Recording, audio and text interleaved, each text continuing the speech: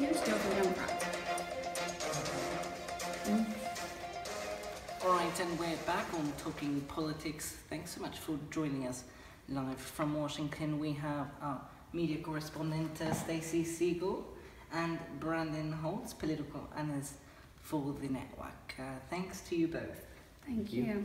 All right, so let's start off with the last night's, Monday night's debate, the Democratic debate hosted by CNN. It was a great debate by the both of them. After we talk about that, we're going to watch some highlights of the debate. So Stacey, can you give your remarks on what you thought the debate, how did it go? Well, it was a really interesting debate, and even Hillary Clinton said, look at our debate versus the Republican debate, the last one, and where there was just mudslinging, and Bernie called it, second graders and sixth graders in a food fight. And Hillary said, at least, we conduct ourselves with dignity, and the next time, that I debate Trump, I'm not going to get down in the gutter with him. I'm going to focus on the future, and, that's what they tried to do in the debate. So I think one thing really to take off of that debate, not only the fact that it was more calm, but also the fact that it was more moderate, and they asked more softball questions. I particularly noticed that in the Republican debate, to kind of antagonize and bring on some of the hoopla, they kind of asked some serious, designed to drill people questions. They did have one question in the Democratic debate, particularly talking about racism. That was kind of tough. Really, it was a loaded question, but by and large, it was a lot of softball questions. CNN seemed a little bit like they were Democratic-lent, particularly by their choice of questions. Well, like you said, a lot of the questions were definitely not softball, even, asked by the audience. And like you said, the racism question, it was a rhetorical question, like, can you tell me why you're not a racist? It was, how are you a racist? And they were like, well, let me give you examples why. And, they went into Bernie's history with the civil rights and, what they're going to try to do for, to help, different minorities in the future and stuff like that. They definitely also really delved into healthcare, which is, it seems the most prevalent issue right now in the entire debate. More than, in a lot of international issues and even the terrorist issue. It's something that really hits home for voters, and since people vote their wallets, it's really something to be discussed. So Bernie mentioned that like 29 million people in this country have no health insurance.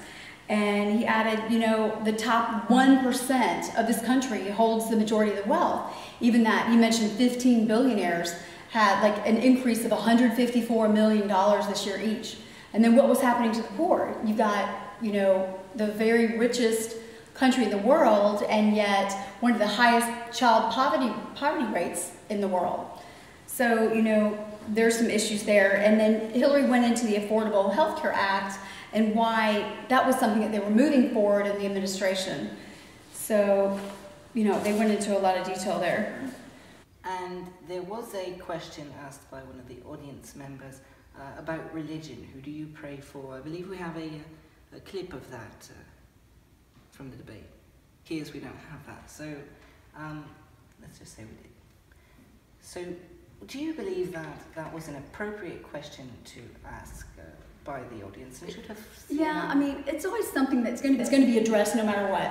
The American public does care about religion. They do want to know what faith their leaders are, and if they're proud of their faith. And so it really brought up an interesting point with Bernie, because he's Jewish and he's very proud of his heritage. A lot of his family died in the Holocaust, and it's something that's very close to home for him, and a lot of people were worried that he wasn't proud of it, he wasn't discussing it publicly, and of course, again, something he cares about. And then on the other hand, Hillary discussed, basically she grew up in the church, and her influences, obviously she's Christian, and she talked about just a little bit of her background as a Christian and how that affects her leadership. I kind of found it as a tool or an excuse to kind of pander to voters, particularly considering this was around the same time that a lot of the southern states were voting. Again, Mississippi, and today, Louisiana, Alabama not that long, Georgia not that long before. So when they particularly talk about, say, Hillary Clinton, it's not that she's religious. She's just a phony. She wants to show that she has some kind of religious background when it's obviously not. She even pretends to have a Southern accent, which is ridiculous. Well, Bernie Sanders, again, he doesn't really talk about religion. It's not that he's ashamed of his religion. They're just trying to force it down people's throats because it's so prevalent in politics, especially over the past couple years. Well, don't hold back. Tell them what you really think.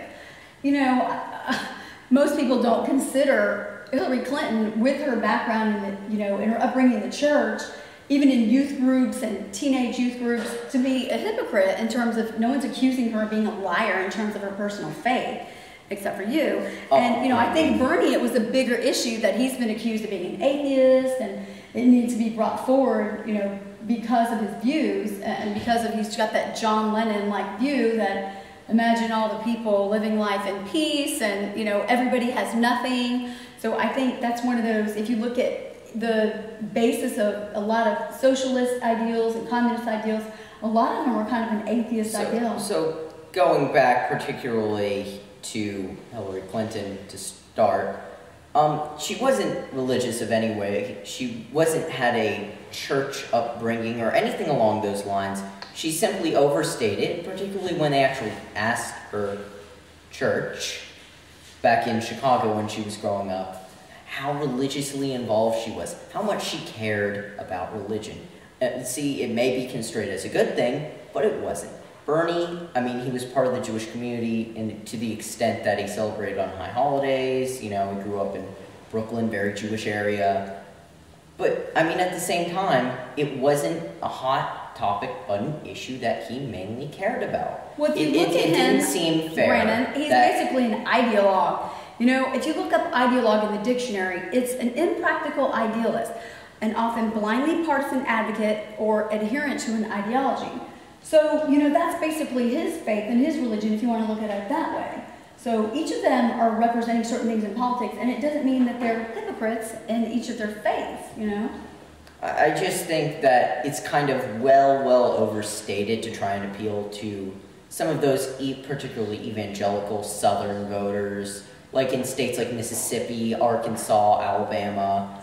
They're trying to get a reaction out of them instead of focusing on the issues, some of the things that matter. Because instead of talking about, well, yes, but that's because their main voter and base relies on an important issue, particularly with those social conservatives, depends on it.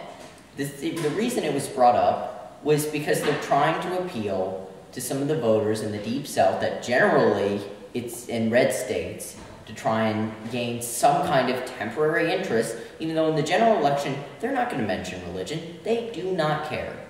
Well, you look at the Republicans, and they're using it to their advantage, too. You know, look at Ted Cruz. He's, you know, promoting Christianity, and, I mean, he practically quotes the Bible. And, you know, he has those far-right, you know, evangelical Christians who are standing up for him. And so he panders to those groups, too. Even Trump claims to be a Christian. He does. His behavior isn't exactly Ted Christian. Cruz does, but at the same time, now I'm definitely going to make an argument that Donald Trump is pandering as well. It's not necessarily mutually exclusive. But regarding Ted Cruz, he's pretty much a preacher. I mean, obviously he's going to go and talk about social issues. He's the senator from Texas. So that's what he cares about. If it's a hot topic button issue that he wants to bring up, that's important to his constituency, fair game.